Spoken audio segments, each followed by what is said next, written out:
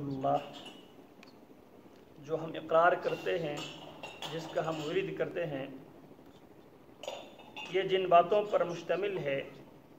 ان میں سے تیسری بات تصدیقہ فیما اخبر، جو جملہ ہم زبان سے ادا کرتے ہیں، میں اس بات کی گواہی دیتا ہوں، اس بات پہ میں ایمان رکھتا ہوں کہ محمد الرسول اللہ صلی اللہ علیہ وسلم اللہ رب العالمین کا رسول اور پیغمبر ہے۔ اس کا معنی آپ علیہ السلام سے سچی محبت کے ساتھ ساتھ آپ علیہ السلام کی حقیقی معنوں میں اطاعت، اور تیسری بات آپ علیہ السلام جو کچھ رب العالمین کی طرف سے لے کر آئے ہیں ان تمام باتوں کی تصدیق بھی ضروری ہے۔ صحابہ کرام رضوان اللہ علیہم اجمعین کی سیرت میں ہمیں سب سے نمایاں بات یہی نظر آتی ہے۔ نبی اکرم صلی اللہ علیہ وسلم نے پہلی فرصت میں دعوت کی پہلی مجلس میں جب آپ علیہ السلام نے صحابہ کرام رضوان اللہ علیہم اجمعین کے سامنے مستقبل کا یہ نقشہ جب نبی علیہ السلام نے پیش کیا، قولوا لا الہ الا اللہ تفلحوا تملک العرب والعجم، لوگو لا الہ الا اللہ کہہ دو، کامیابی بھی تمہاری مقدر بنے گی، تملک العرب والعجم، عربوں پر بھی تمہاری حکومت قائم ہوگی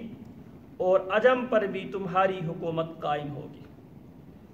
آپ علیہ السلام کا صرف یہی کہنا تھا،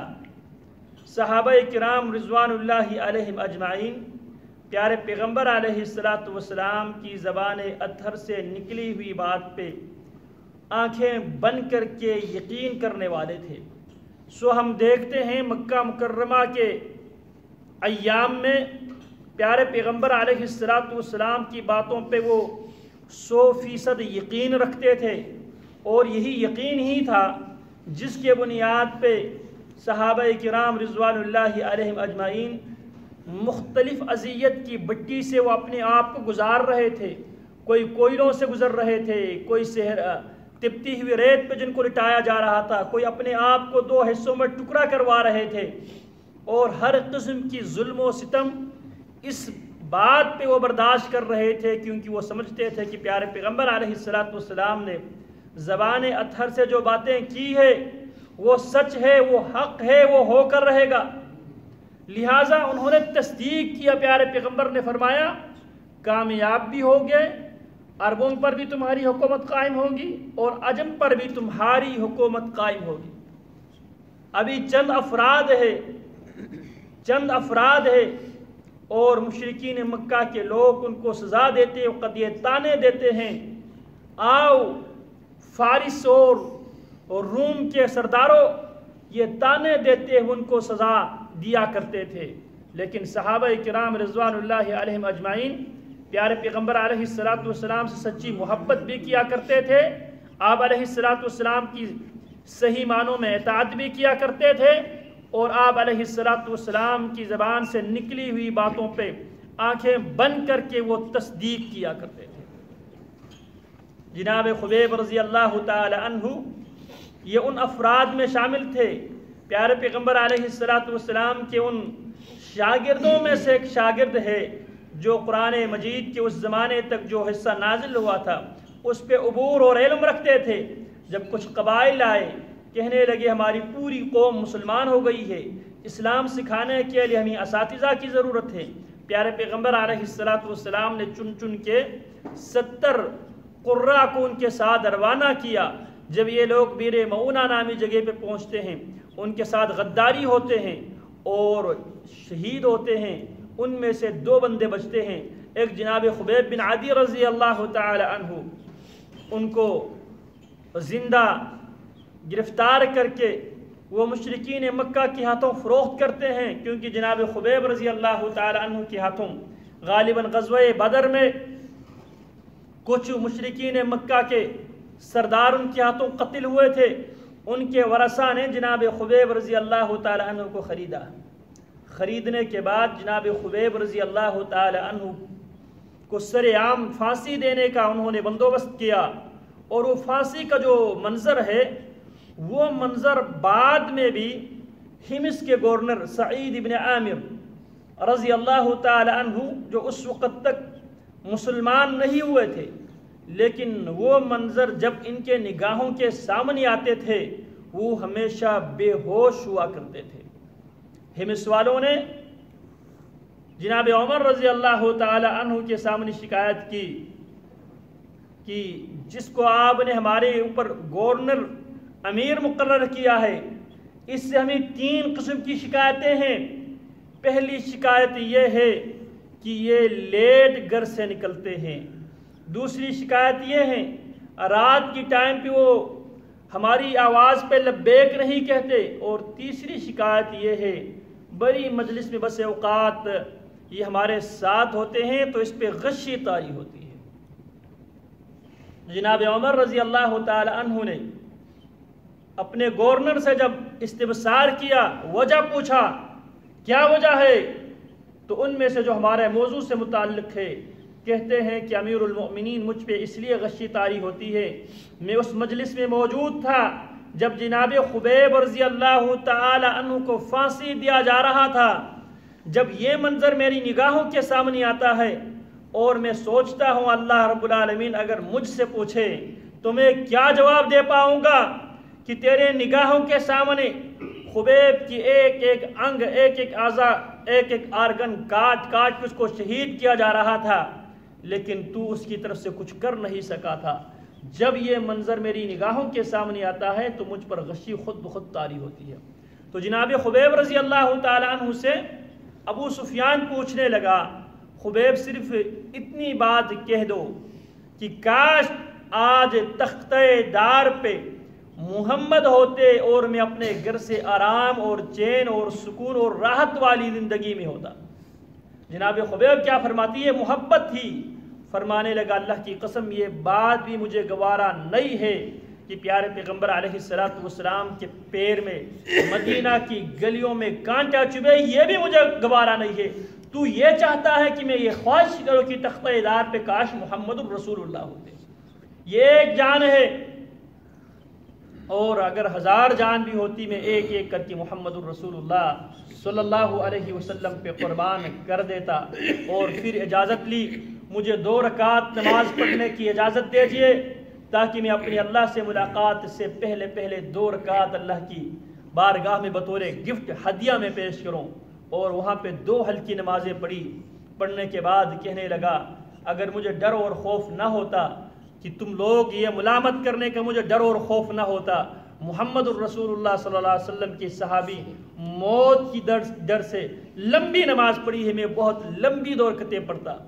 پھر فرمانے لگا لست ابالی حین اقتل مسلما، مجھے اس بات کی اب کوئی پرواہ نہیں ہے کہ اسلام کی حالت میں مجھے موت آ جائے، اب جس پہلو پہ میں گرے مجھے اس بات کی کوئی فکر اور خوف نہیں ہے۔ یہی جناب یوسف علیہ السلام نے دعا کی تھی وَتَوَفَّنِي مُسْلِمًا وَأَلْحِقْنِي بِالصَّالِحِينَ، اللہ مجھے موت دے اسلام کی حالت میں۔ اللہ رب العالمین ہمیں بھی اسلام کی حالت میں موت دے۔ تو یہ صحابہ کرام رضوان اللہ علیہم اجمعین کی محبت کا یہ عالم تھا۔ تو آج کا جو ہمارے موضوع ہے تصدیقہ فیما اخبر، جو کچھ نبی علیہ السلام نے کہا ان باتوں پہ وہ مکمل طور پہ بغیر کسی شک و شبہ کی تصدیق کیا کرتے تھے۔ اسی لیے ہم دیکھتے ہیں مکہ مکرمہ کہ جو آپ بیک گراؤنڈ دیکھیں جس دور پہ پیارے پیغمبر علیہ السلام نے دعوت کا آغاز کیا تھا، مکہ مکرمہ اس زمانے میں ام القریٰ، دنیا کے سنٹر میں واقع ہونے کی وجہ سے، بیت اللہ وہاں پہ ہونے کی وجہ سے وہ سب سے بڑی عالمی منڈی تھی، تجارتی مرکز تھا۔ دنیا کی اطراف و اکناف سے لوگ تجارتی سامان لے کے آتے تھے، جب حج پہ آتے تھے تو بھی تجارتی سامان لے کے آتے تھے، جب عمرہ پہ آتے تھے تو بھی تجارتی سامان لے کے آتے تھے۔ مکہ مکرمہ دنیا کی بہت بڑی منڈی تھی اس زمانے میں جزیرۃ العرب میں۔ تو جب نبی علیہ السلام نے صحابہ کرام رضوان اللہ علیہم اجمعین کی تعلیم و تربیت کا اہتمام کیا تو صحابہ کرام رضوان اللہ علیہم اجمعین نے صرف مال، جائیداد، زمینیں، برادری اور آبائی بستی صرف نہیں چھوڑی، بلکہ ایک بہت بڑا تجارتی مرکز بھی وہ چھوڑے تھے۔ کیوں؟ کیونکہ وہ اس بات پہ یقین رکھتے تھے جو کچھ پیارے پیغمبر علیہ السلام کی زبان اطہر سے نکل رہی ہے یہ ساری باتیں برحق ہے، ہونے والی ہے۔ انہوں نے سب کچھ قربان کر دیا۔ کیوں؟ کیونکہ وہ تصدیق کیا کرتے تھے، وہ صدق دل سے مانتے تھے پیارے پیغمبر علیہ السلام کی زبان سے نکلی ہوئی ہر بات سچ اور حق پر مبنی ہے۔ اسی لیے انہوں نے برادری کی قربانی دی، مال جائیداد کی قربانی دی، بستی کی قربانی دی، اور سب سے اہم مسئلہ معاش اور معاش کے حوالے سے عالمی تجارتی منڈی کو بھی انہوں نے قربان کر دیا۔ قرآن مجید میں اللہ رب العالمین نے خود اس بات کی گواہی دی ہے، لِلْفُقَرَاءِ الْمُهَاجِرِينَ الَّذِينَ أُخْرِجُوا مِن دِيَارِهِمْ وَأَمْوَالِهِمْ، ان مہاجرین جو فقیر بنے ہیں، کیوں؟ الَّذِينَ أُخْرِجُوا مِن دِيَارِهِمْ وَأَمْوَالِهِمْ، جن کو ان کے اموال سے، ان کے گھروں سے، ان کی بستی سے نکلنے پہ مجبور کیے گئے تھے۔ رسول اکرم صلی اللہ علیہ وسلم نے جناب علی ابن ابی طالب رضی اللہ تعالی عنہ اور جناب زبیر ابن العوام رضی اللہ تعالی عنہما کو ایک مشن پہ روانہ کیا۔ آپ نے فرمایا فلانا جگہ پہ پہنچنا، وہاں سے ایک عورت گزرے گی، اس عورت کے پاس ایک خط ہوگا، اس خط کو مکہ میں کسی صورت میں جانے نہیں دینا ہے۔ جناب علی رضی اللہ تعالیٰ عنہ اور جناب زبیر رضی اللہ تعالیٰ عنہما جب وہاں پہ پہنچے، عورت آئی، عورت کی سامان جب تلاش کیا گیا وہ خط نہیں ملا، لیکن وہ تصدیقہ بما اخبر، جو کچھ نبی علیہ السلام زبان سے ارشاد فرما گئے تھے اس پہ ان کو 100% یقین و تصدیق کیا کرتے تھے۔ ظاہری اس کے جتنے بھی سامان اس سواری پر تھی، ان تمام سامانوں کو ٹٹولنے کے بعد، اس کی تلاشی لینے کے بعد وہ خط انہیں نہیں ملا، خط ہاتھ نہیں لگا، اور جناب علی رضی اللہ تعالیٰ عنہ کہنے لگا اس عورت سے مخاطب ہو کر، ہمارے پیغمبر علیہ السلام نے کہا ہے تیرے پاس ایک خط ہے، یا تو ہمیں خود نکال کے دے دے یا ہمیں تمہاری مکمل جامع تلاشی لینے پر ہم مجبور ہو جائیں۔ اس زمانے میں شرم و حیا اس کی بہت زیادہ ویلیو تھی، لہٰذا وہ عورت مجبور ہوتی ہے۔ جب انہوں نے کہا کہ ہر حال میں ہمیں یقین ہے تیرے پاس خط ہے، اب تک ہماری کوشش کے باوجود اس خط کو حاصل کرنے میں ہم کامیاب نہیں ہوئے، بظاہر تیرے پاس سے وہ خط ہمیں نہیں ملا، لیکن ہمیں یقین ہے یہ خط تیرے پاس ہے، تو خود نکال کے دے ورنہ ہم تمہاری جامع تلاشی لینے پر ہم مجبور ہو جائیں گے۔ وہ عورت آخر کار مجبور ہو کر وہ خط اپنے بالوں کے نیچے سے نکال کے دینے پر مجبور ہو جاتی ہے۔ یعنی صحابہ کرام رضوان اللہ علیہم اجمعین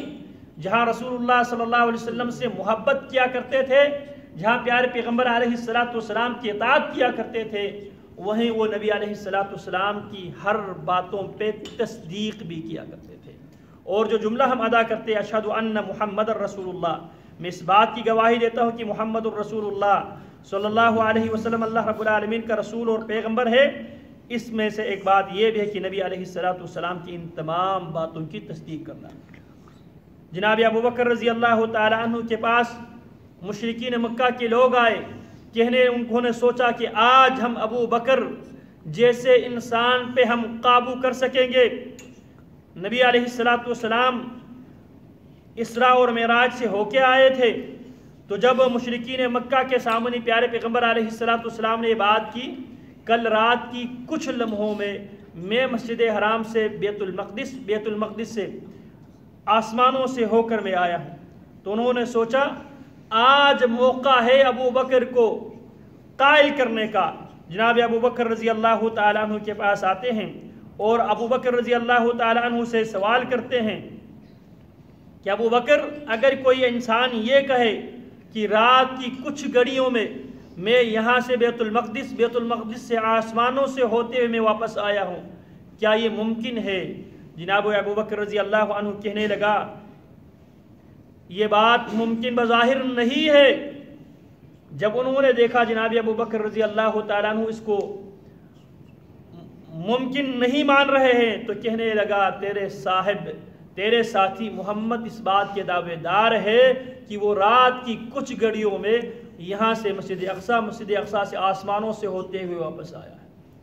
تو جناب ابو بکر کیا فرماتے ہیں؟ لَإِن قَالَ ذَلِكَ لَقَدْ صَدَقَ۔ جب انہوں نے نبی علیہ السلام کا نام لیا تو ابو بکر کیا فرماتے ہیں؟ اگر پیارے پیغمبر نے ایسی بات کی ہے لقد صدق، آپ نے سچی بات کر دی ہے۔ کیونکہ میں نبی علیہ السلام کی ہر بات کی میں تصدیق کرنے والا ہوں۔ تو عرض میں یہ کر رہا تھا اشہد ان محمد رسول اللہ۔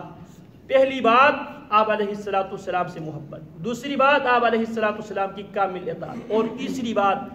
جو نبی علیہ السلام فرما گئے ہیں ان کی تصدیق کرنا۔ یہی اللہ رب العالمین نے سورہ بقرہ کی شروع میں ھدی للمتقین الذین یؤمنون بالغیب، یہ کتاب متقین کے لیے ہدایت ہے، قرآن مجید ان لوگوں کے لیے ہدایت ہے جو غیب پر ایمان لے آتے، تصدیق کر لیتے ہیں۔ اللہ رب العالمین صحیح معنوں میں پیارے پیغمبر علیہ السلام نے جو کچھ نبی علیہ السلام لے کر آئے ہیں ان کی تصدیق کرنے کی اللہ ہمیں توفیق عطا فرمائے۔ وصلی اللہ وسلم علی نبینا محمد وعلی آلہ وصحبہ اجمعین۔